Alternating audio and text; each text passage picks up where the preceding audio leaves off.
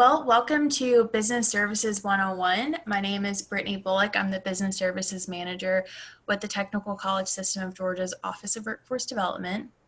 The purpose of today's presentation is really to give an entry level of knowledge to our business services professionals across the state of Georgia. Just wanted to have the opportunity to talk about what the role of a business services professional entails and what type of services we can offer to our stakeholders, to our partners. To get started, I just wanted to talk about 4 roles of a business services professional that all of our professionals serve across the state in each one of our 19 local workforce development areas. I think on a surface level, we often see this professional as kind of the external front-facing individual in a workforce office that interacts with a various range of stakeholders, predominantly the local business community and also economic developers. And so while that's kind of the big picture of what they do, I think there are 4 spaces we can kind of hone in here and talk about. The first is a business consultant. So essentially, as a business service representative, you have all of the knowledge of your local area, of your region, about what the workforce challenges are, what businesses in your community need. And so it is your responsibility to go out and become competent in what the local industries need in your community. So oftentimes you can monitor trade association websites, different social media accounts that are connected to the businesses in your area. You may attend economic development regional summits. Anything you can do to make sure that you are up to date on the happenings in your community in terms of lead industries, that is definitely something that a business service professional should be focused on. I think one of the main spaces that we can look to gain that knowledge is through your relationship and your engagement and your regional sector partnership. Since this is a space that's focused on a targeted industry in your community that's essential for the economic health of your community, this is going to be a space where you kind of have those built-in key industry leaders in your community. So it's a great place to kind of gain that workforce intelligence. The second piece is going to be the business champion. So this is a little bit different than a later one that says representative to business, but as a representative of business, you are the internal advocate for your external partner. So when you are, let's say you work for Workforce Three Rivers or Workforce East Central Georgia, when you're working inside of your organization, you can advocate on behalf of what you have gathered from businesses in your community. So you kind of take that workforce intelligence and bring that back to your team so that when they are interacting with clients and they are engaging other stakeholders, you're able to advocate for the business community what type of skills and trades that your community needs. You will have the knowledge of how things are trending in terms of job development or job loss in your community. So it's really important that you represent the businesses of your community to the workforce system. You also are going to be a business connector. So as an external representative for your organization, you have the pulse of not just your organization, but the whole workforce system. So how are you engaging with your partners at the Georgia Department of Labor, the Georgia Department of Economic Development, your local economic development professionals? You are able to, because of where you sit, you're able to kind of paint that whole picture of workforce challenges and workforce needs in your community. So you should really think of yourself as a business connector. And then the final thing, I think this is kind of the bread and butter, what we think of when we're thinking about a workforce development professional, or a business service representative, is you are the business service provider. And so you represent the workforce development world to the business community. So you should be able to talk to them about skills development, talk about the resources that you have to offer. In a sense, you're kind of a business development representative where you are making the business case for our services to businesses so that they want to partner with us. And ultimately, this helps us serve participants in a way that's transformative, because we are ensuring that when we train participants, that they are going to be prepared and able to fill a skills gap that makes them really competitive in the job market. So that's kind of a look at what the roles of a business services professional can look like. Now I'd like to talk about, what as a business services representative, what can you offer to businesses, to stakeholders, to your external partners? I think two of the main things that we think about when we think of how we train individuals, I think it's important to note the opportunity we have with individual training accounts. So an individual training account is essentially, this is kind of a long definition so that you have it once we conclude this PowerPoint and you get the slides, but the way I like to think of it is essentially a financial aid account. And so someone who comes into a WIOA one-stop and are deemed eligible for Title I WIOA services, they will have access to an individual training account. And so this allows them to go to any training provider on our ETPL, that's the eligible training providers list, to go to school and have the services or the support of WIOA dollars. The ETPL is a really strong thing that you can kind of represent or advocate for to employers. Essentially, this is our list of previously vetted organizations that provide training to our participants. Part of that process is just to ensure that that training provider has great job outcomes for participants, that when a participant comes into that training provider, we can ensure that they will leave that training opportunity upskilled and well prepared to enter into a competitive job market. So usually that just looks like a typical classroom setting where they go to go through the welding program at Atlanta Technical College or whatever it may be. A new type of, well, it's not a new type of job training because it's been around for centuries, but something that we are working on ramping up our integration of registered apprenticeships in the state of Georgia. So a registered apprenticeship is essentially a flexible training system that allows you to combine the traditional classroom training with structured on-the-job learning experiences.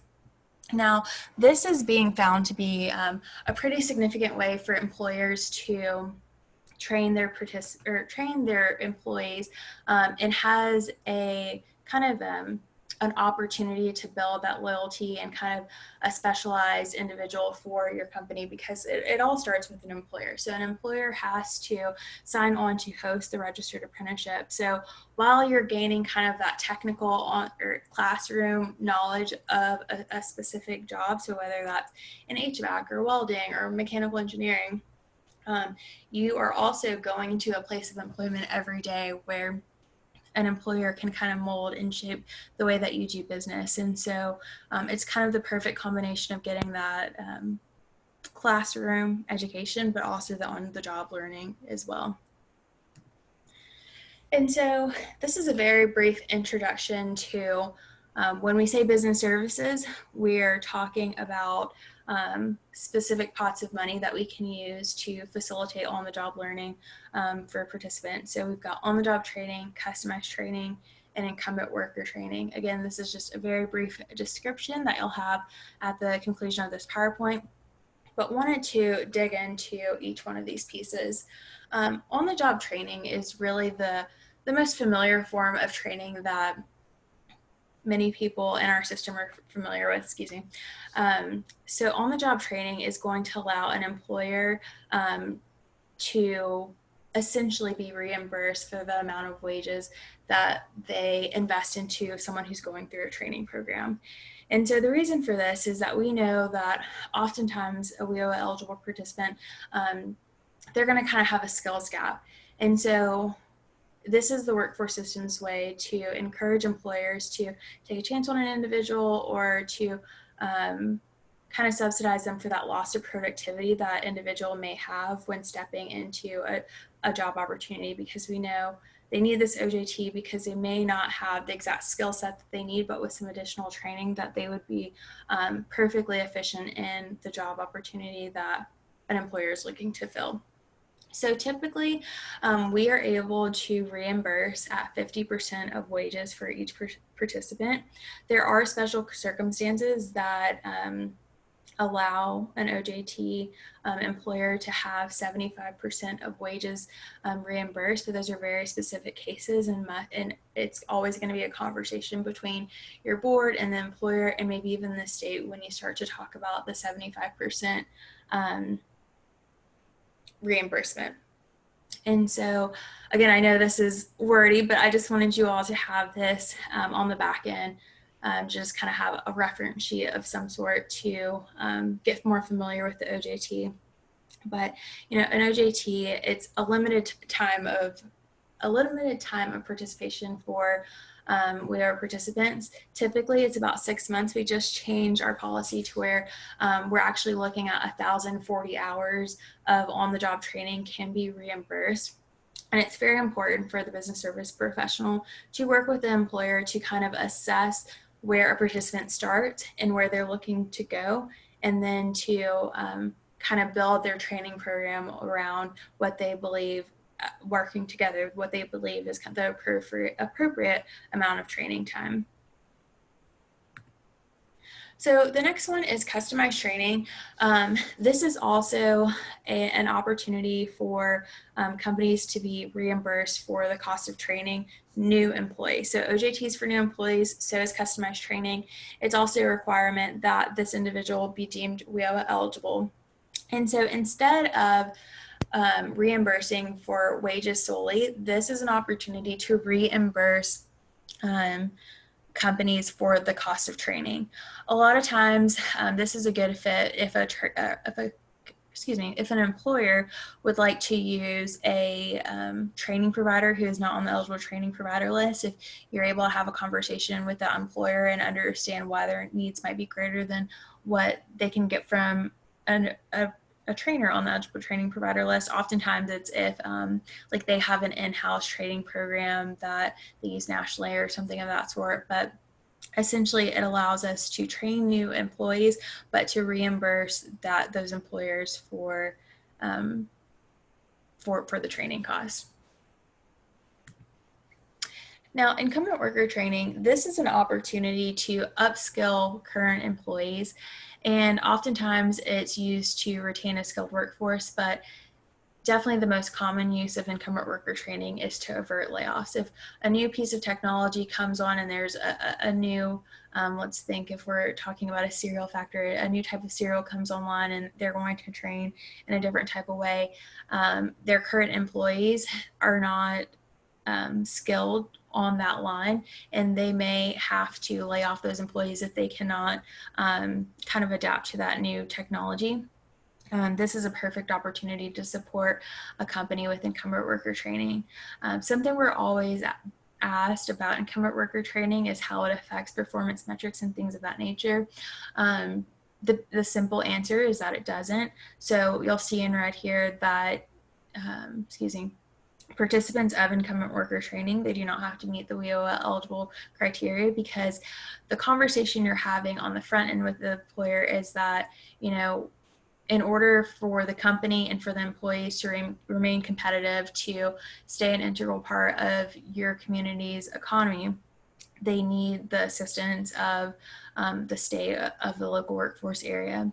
And so with that, the individuals do not have to be WIOA eligible, but there needs to be kind of a thoughtful conversation about suitability with the company, if it makes sense for WIOA to invest in these individuals.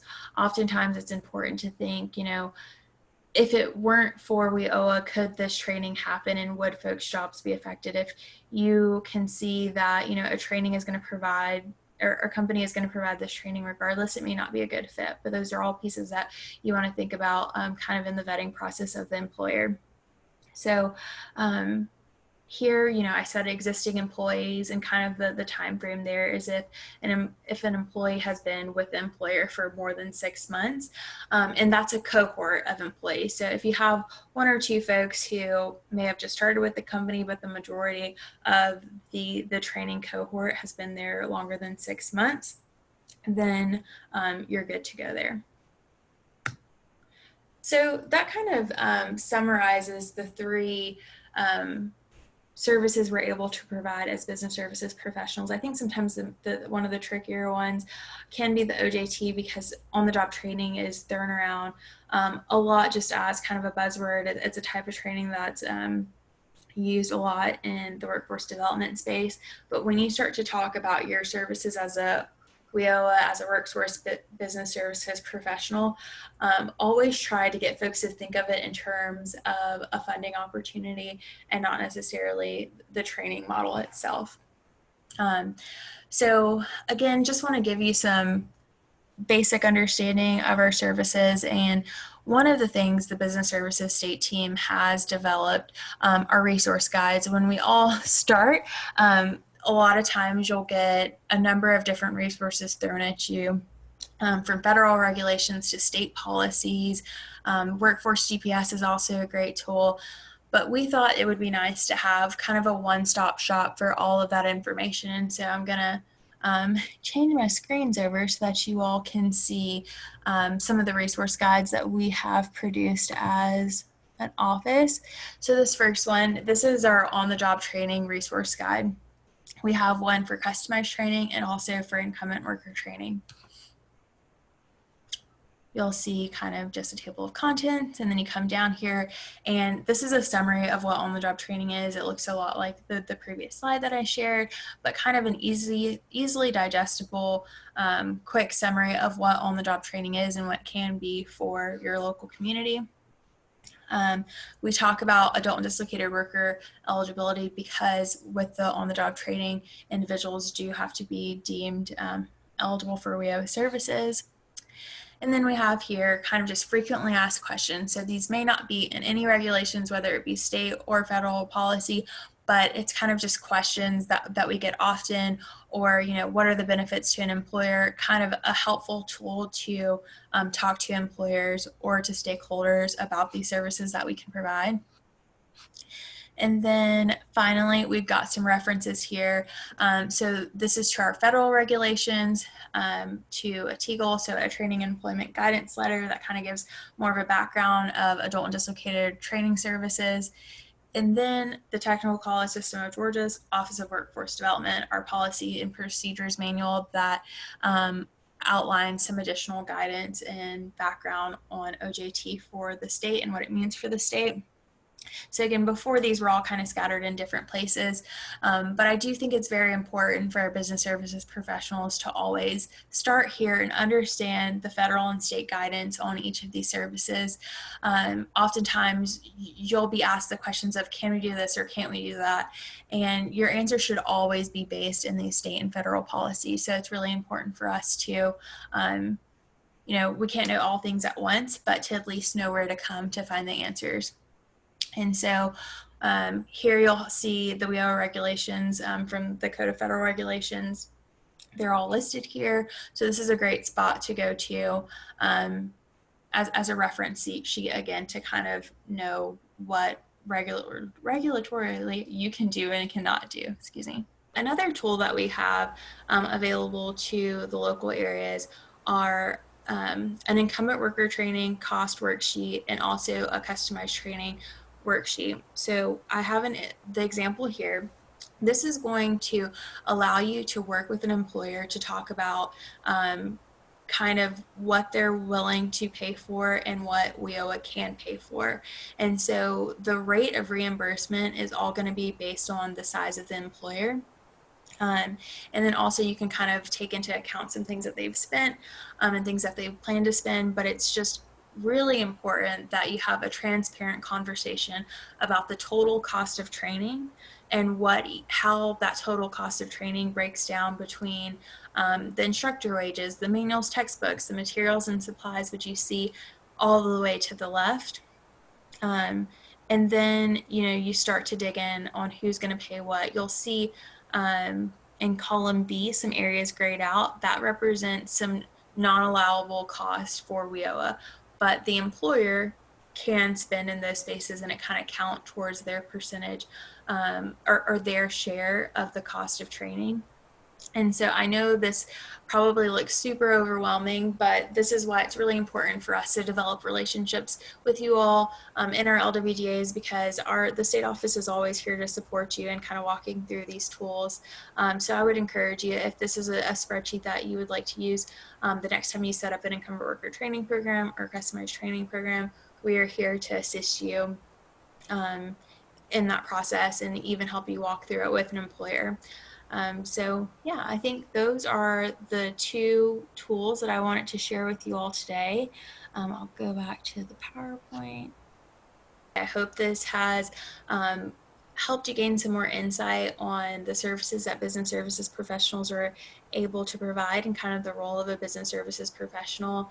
Again, my name is Brittany Bullock, and I'll have Andrea edit in a contact information here for you all if you have any questions. Like I said, we're always here to support you. You can also always put in a help desk ticket on our tcsg.edu/worksource under resources for practitioners. There's a space there to put in a request for business services technical assistance. Thank you.